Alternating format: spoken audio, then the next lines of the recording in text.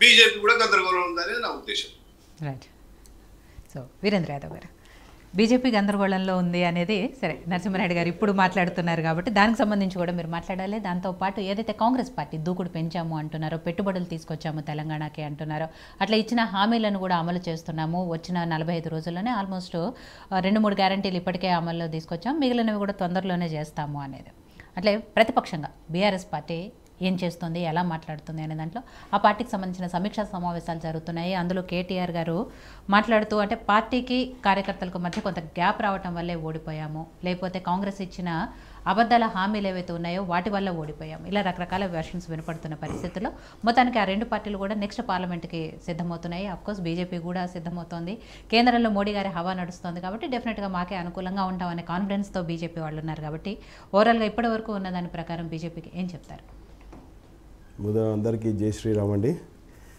ఏదైతే ఇప్పుడు దేశవ్యాప్తంగా అందరూ నిన్న సంతోషంగా శ్రీరామ్ గారిని, రామ్లల్లా గారిని ప్రాణప్రతిష్ఠ జరిగిన తర్వాత దేశవ్యాప్తంగా ఒక మార్పు, ఒక కొత్తతనము, ఒక శక్తి వచ్చింది.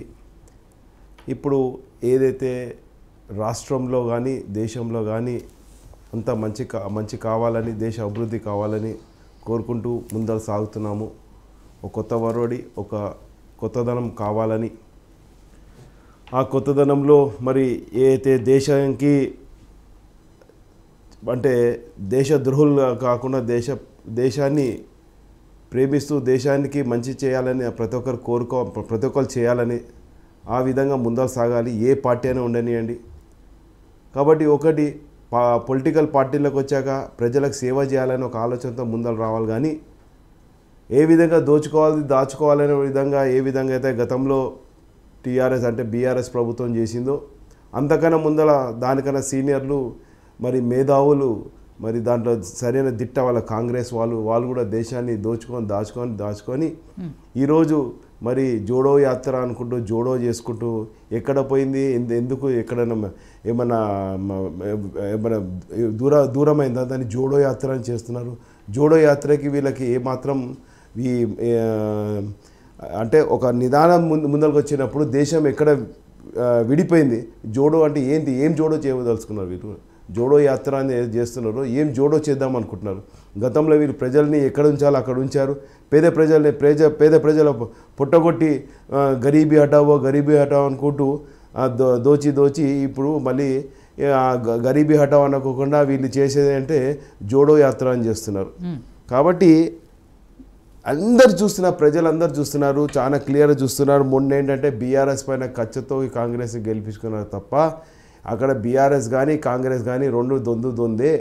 రాష్ట్రాన్ని అభివృద్ధి చేస్తామని కేసీఆర్ గారు టీఆర్ఎస్ ప్రభుత్వంలో నాయకులు అందరూ చేసిన వారు ఎన్ని ఇసుక మాఫియాలు చేశారు, ఎన్ని డ్రగ్ మాఫియాలు చేశారు, ల్యాండ్ ఇప్పుడు ధరణి పోర్టల్లో ఇలా చేసుకుంటూ వచ్చారు. వాళ్ళ బుద్ధి చెప్పడానికి వీళ్ళని తీసుకున్నారు తప్ప యాక్చువల్గా ఇప్పుడు ఉన్న సినారియోలో కాంగ్రెస్ ఏదైతే దూకుడు కార్యక్రమం గతంలో కేసీఆర్ గారు ఎట్లా ప్రెస్ మీట్లు పెట్టి ప్రజలకు ఏదో ఉద్ధరిస్తున్నాను, ప్రజలకి ఏమో చేస్తున్నాను, మీ దగ్గరకు వస్తున్నాను, నేను ప్రగతి భవన్లో కూర్చున్నాను, నేను కంచె వేసుకొని కూర్చున్నాను అనుకుంటూ ప్రెస్లలో కూర్చొని మాట్లాడమే తప్ప ప్రజలకి ఉద్ధరించింది ఏం లేదు. కానీ అదేవిధంగా ఇప్పుడు రేవంత్ రెడ్డి గారు కూడా అంటే ప్రెస్ మీట్లకు వచ్చి అక్కడ ప్రెస్ మీట్లు పెట్టి మీడియా ముందరకు వచ్చి నేను ఏదో చేస్తున్నాను, ఏదో పొడుస్తున్నాను. కానీ నిజంగా మీరు 100 రోజుల్లో ఈ 6 గ్యారంటీలు ఒక్కటి తీసుకోండి. మేము చేయమని అనట్లేదు. You go by step by step. Okay, ఏదైనా స్టెప్ బై స్టెప్ వెళ్ళి అన్నీ ఒకటే ఓవర్ నైట్ వితిన్ 100 డేస్లో అన్నీ అవుతాయి. మీరు తీసుకున్న 6 గ్యారంటీల్లో మీరైతే ఇస్తాన్న దాంట్లో బస్సులు అది మహిళలకి ఫ్రీ అనేది ఎవరైనా చేయగలుగుతారు. ఉన్న ఎగ్జిస్టింగ్ ఇన్ఫ్రాస్ట్రక్చర్లో ఇంకా బస్సులు అదనంగా తీసుకొని ఏదో చేస్తున్నానో అది పెద్ద గొప్పతనం కాదు అది చేసేది. మీరు ఏదైతే అన్నారో ఫస్ట్ మీరు ఇవ్వాల్సింది రేషన్ కార్డులు, పెన్షన్లు ఏవైతే ఉన్నాయో అవి చేయకుండా ఇష్టారాజ్యంగా ఆయన ఇంట్లోంచి ఇచ్చినట్టుగా మొత్తం ఏమంటారు రాష్ట్రాన్ని అంతా దోచి ఈ మన రైతు బంధు ఇచ్చి 100 ఎకరాలకు ఇచ్చి అక్కడ ఏ రకంగా ఆగం పట్టించాడు రాష్ట్రాన్ని. మరి మేము కేంద్ర ప్రభుత్వం మేము 5 ఎకరాల లోపల వాళ్ళకి ఇస్తున్నామే, మరి అదేనా ఫస్ట్ మీరు కొంచెం 2 ఎకరాలు 3 ఎకరాలు ఫస్ట్ ఒక శాంపుల్గా వేసి చూపించండి. అది లేదు ఇది లేదు.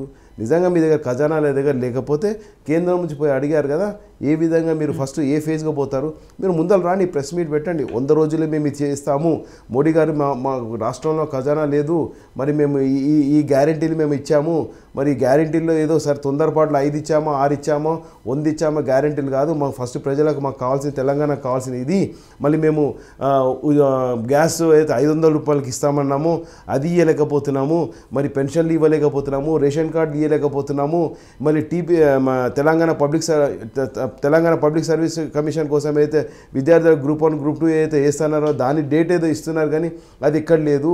సో ఈ విధంగా మీరు చేస్తున్న అంతా ఒట్టి పేపర్ మట్టికే నోటి వ్యాఖ్యలే తప్ప ప్రజలకి నిజంగా చేతిలోకి వచ్చింది ఇంతవరకు ఏమీ లేదు. మీరు కూడా ఏదంటే అరిచేతుల్లో వైకుంఠం చూపిస్తున్నారు. కాబట్టి ఒక్కటి మీరు దమ్ముంటే ఈ నెల లోపల ఈ నెల రోజుల లోపల అంటే ఏదని అంటారు, నేను వచ్చిన వెంటనే సంతకం పెట్టి నెల రోజుల్లో ఇది చేస్తాను 100 రోజుల్లో ఇది చేస్తాను ఆయన ఒక్కటి ముందర రాండి బాబు, అది చేయరు. సరే పర్యటనలు చేయాలి తప్పదు, ఏదో చేస్తున్నాము 40,000 కోట్లు మేము తెచ్చాము అన్నీ పేపరే, వాస్తవానికి ముందరికి ఏం రావట్లేదు. కాబట్టి ప్రజలు ఎదురు చూసేది ఏ విధంగా అయితే కేంద్ర ప్రభుత్వము ఉచిత అంటే రేషను రానున్న 5 సంవత్సరాల కోసం ఇస్తున్నారో అన్నదన్నట్టుగా మేము కేంద్రం నుంచి ఏ విధంగా మేమైతే అన్నామో మళ్ళీ 5 ఎకర్స్కి ల్యాండ్ అయితే వాళ్ళకి మన రైతు బంధు ఏ విధంగా మేము ఇస్తున్నామో అది ఇస్తున్నాము అన్నట్టుగా మేము కరెక్ట్గా డేట్తో పాటు మేము ఇస్తున్నాం. మొన్న జీతాలు కూడా సరిగా లేకపోయినారండి.